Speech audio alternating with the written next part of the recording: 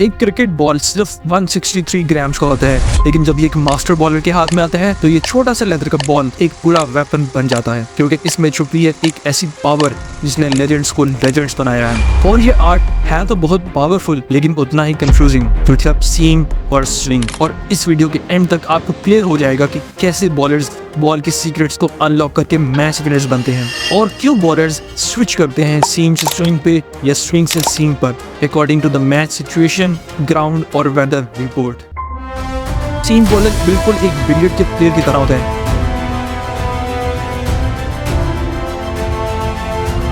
Ball का सीम कितना होगा ये डिपेंड करता है पिच पे।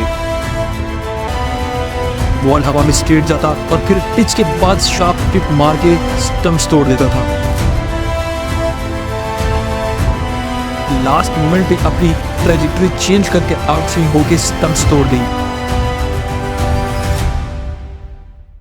सबसे पहले बात करते हैं सीम बॉलिंग की। सिंपल अल्फाज में सीम तब होता है जब बॉल पिच होने के बाद अपनी डायरेक्शन चेंज करे, मतलब बॉलर हवा में कर्व नहीं बनाता, बल्कि बॉल की स्टिच सीम को यूज करके ग्राउंड पर चाल चलता है।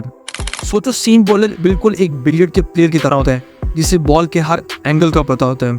ग्रिप बिल्कुल सिंपल होता है, इंडेक्स और मिडिल फिंगर सीम के बिल्कुल ऊपर, रिस्ट लॉक और रिलीज पे बॉल एकदम स्ट्रेट बैक स्पिन होता है। ये बैक स्पिन सीम को बिल्कुल सीधा रखता है। जब ये अपराइट सीम पिच पे लैंड करता है, खासकर ग्रासी या थोड़ी सी क्रैक सरफेस पे, बॉल लेफ्ट या राइट शार्प टेप कर सकता है, और बैट्समैन के लिए ये पूरा नाइटमेयर है। ऑस्ट्रेलिया के ग्लेन मैकग्रा इसके सबसे बड़े उस्ताद थे। ना पेस पे डिपेंड करते थे, ना ही बड़ा स्विंग करते थे, सिर्फ एक चीज, एक्यूरेसी प्लस अपराइट सीम। बैट्समैन को पता होता था कि बॉल किधर लैंड करेगा, लेकिन पता नहीं होता था कि लैंड करने के बाद किस तरफ निकल जाएगा। इससे उन्होंने दुनिया के सबसे बड़े बड़े बैट्समैन को बार बार आउट किया। और मॉडर्न क्रिकेट में इंडिया के मोहम्मद शामी को देखें। शामी का सीम प्रेजेंटेशन को लोग टेक्स्ट बुक कहते हैं। हाई पेस के साथ भी सीम एकदम सीधा। 2021 इंग्लैंड टेस्ट विन में शामी ने इसी डैम पिच पे विकेट्स को तोड़ दिया था। बॉल हवा में स्ट्रेट जाता और फिर पिच के बाद शार्प टिप मार के स्टंप्स तोड़ देता था। लेकिन इस आर्ट में भी एक ट्विस्ट है। बॉल का सीम कितना होगा ये डिपेंड करता है पिच पे, लेकिन स्विंग बॉलिंग हवा को मैनिपुलेट करती है। स्विंग बॉलिंग थोड़ा फिल्मी लगता है। हवा में बॉल का कर्व बनाना प्रोसेस बिल्कुल सिंपल है। एक साइड को फील्डर्स शाइनी बनाते हैं, दूसरी साइड को रफ रहने देते हैं। बॉलर्स सीम को एंगल करके ग्रिप करते हैं। आउट स्विंग के लिए सीम स्लिप्स की तरफ होता है, इन स्विंग के लिए लेग स्टंप की तरफ। जब बॉल हवा में जाता है, स्मूथ साइड पे एयर का फ्लो फास्ट होता है, लेकिन रफ साइड पे स्लो। प्रेशर डिफरेंस बनता है और बॉल हमेशा रफ साइड की तरफ पुल होता है। यह है कन्वेंशनल स्विंग। और इस टैलेंट के किंग हैं जेम्स एंडरसन। 700+ टेस्ट विकेट और ज्यादातर स्विंग सीम। इंग्लैंड की क्लाउडी कंडीशन तो उनके लिए बिल्कुल चीट कोड लगते हैं। 2008 में न्यूजीलैंड के खिलाफ 7 for 43 एक क्लासिक स्पेल, लेकिन उन्होंने प्रूव किया कि स्विंग हर जगह पॉसिबल है। और इसकी सबसे बड़ी एग्जांपल है श्रीलंका में गोल पिच पर 6 for 40, जहां स्पिनर्स को चलना था, एंडरसन ने स्विंग से पूरी बैटिंग लाइन तोड़ दी। और जब बॉल पुराना हो जाता है तब आता है रिवर्स स्विंग, जिसे क्रिकेट का ब्लैक मैजिक भी कहते हैं। पुराने बॉल में दोनों साइड रफ होती हैं, लेकिन एक साइड को फील्डिंग टीम शाइनी रखती है और बॉल स्विंग होता है शाइनी साइड की तरफ, और वो भी लेट और शार्प। इसके सबसे बड़े आइकॉनिक मोमेंट है वसीम अकरम 1992 world cup final. England run chase में बिल्कुल कंफर्टेबल था। अकरम ओल्ड बॉल लेकर आए और पहले एल लैम को एक डिलीवरी डाली जो एंगल इन आई, और फिर लास्ट मोमेंट पे अपनी ट्रेजेक्टरी चेंज करके आउट स्विंग होके स्टंप्स तोड़ दी। नेक्स्ट बॉल क्रिस लुइस को इन स्विंग की और स्टंप्स हिल गए। एक ओवर ने पूरे वर्ल्ड कप का फ्लो बदल दिया। वर्ल्ड कप जीत दिया पाकिस्तान के लिए।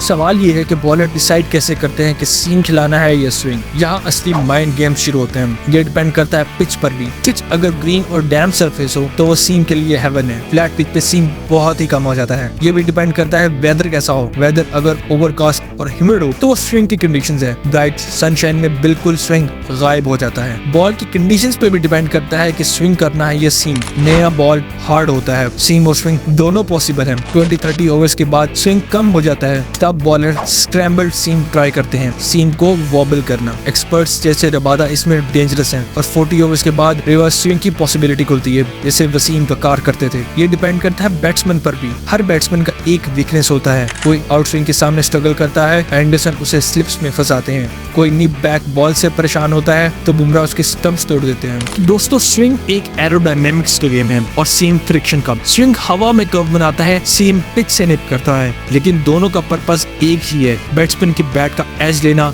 स्टंप्स तोड़ना और उनकी विल ब्रेक करना। अगली बार जब आप फास्ट बॉलर का रनअप देखें तो ध्यान से नोटिस करें कि बॉल की सीम की एंगल क्या है।